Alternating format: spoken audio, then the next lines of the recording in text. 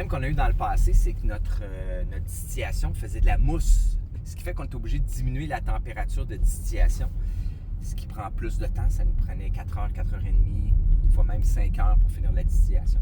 Fait que ce qu'on va faire aujourd'hui, c'est qu'on va aller acheter du beurre. Hein?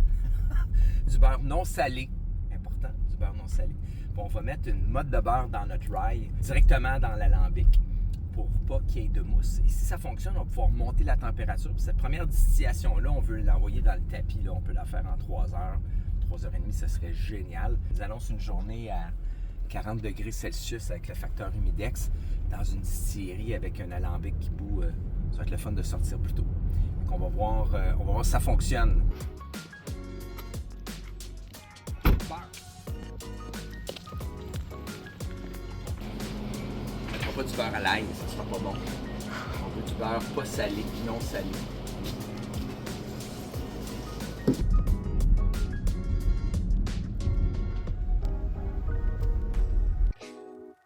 Ça va? T'as pas besoin de beurre, gars, t'as reçu ton bel Oh antifoam. my God! Un bel antifoam. Ah, je savais pas. Okay. Nice. On essaye ça. Entre 60 puis... Moi, j'étais tout excité de mettre du beurre dans mon mash. Tantôt, il écrit, il dit, je vais passer à acheter du beurre. J'ai fait répondre à même des œufs.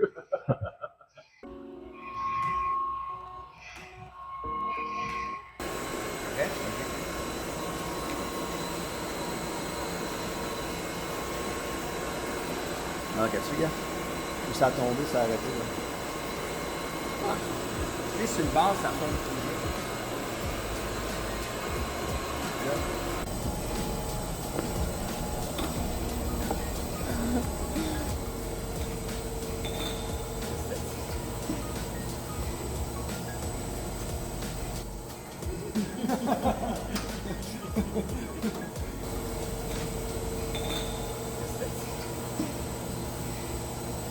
On a essayé notre premier defoamer à base de silicone dans la petite canisse verte qu'on avait vue.